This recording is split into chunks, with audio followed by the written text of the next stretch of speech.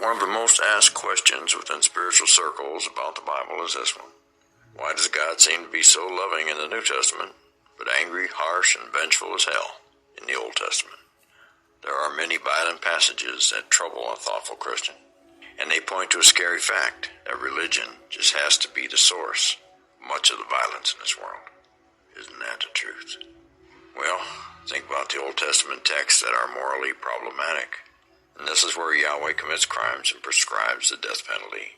Where Yahweh's anger and wrath in punishing his people, and where he commands the Israelites to commit genocide. There are numerous crimes that Yahweh, through the law of Moses, requires the death penalty. Among these are sacrificing to a god other than Yahweh.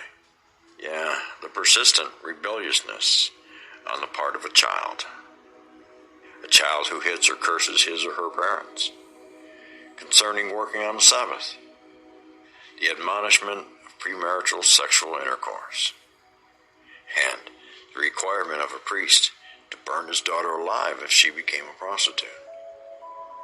Now in the Old Testament, Yahweh's anger repeatedly burns against his people for their disobedience. At times, the punishment he dispenses seem particularly harsh, unjust, and disproportionate.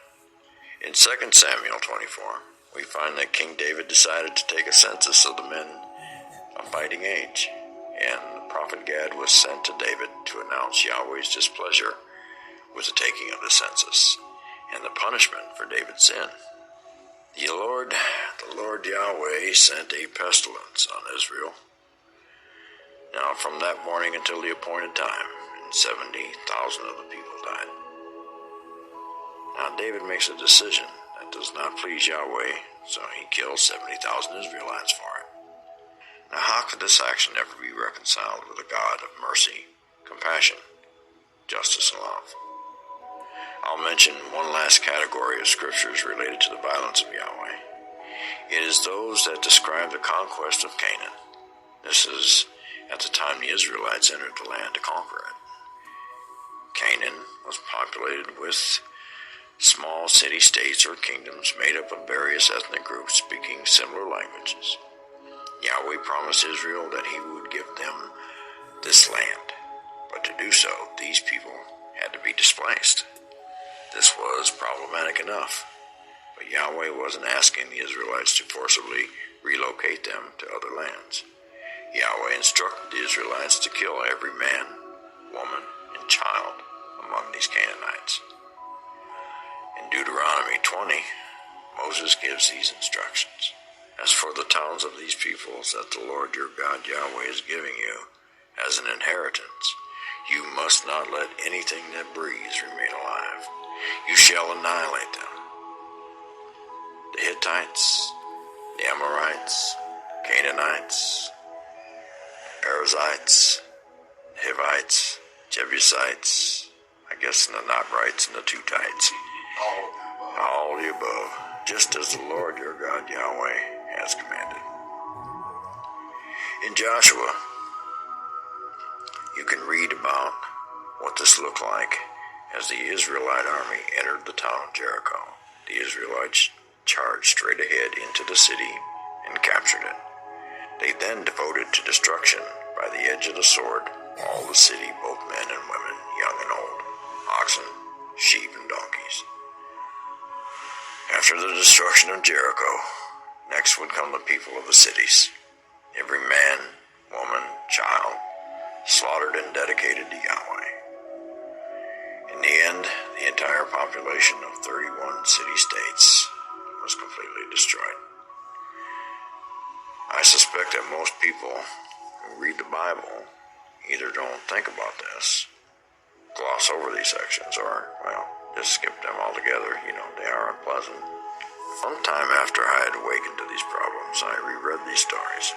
This is when I began to think about the humanity of the Canaanites. These were human beings who lived, loved, and had families, like us. And no doubt among them there were babies, teens, mothers, and fathers, brothers and sisters, and all the rest. They were all put to the sword by Yahweh's army. 31 cities slaughtered with no terms of surrender offered and no chance to relocate to another land.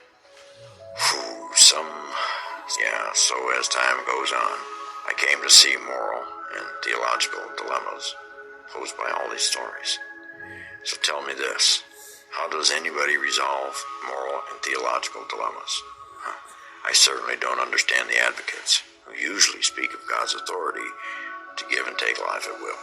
They speak of the need for God to demonstrate a firm hand to the Israelites in order to lead them to walk in his path.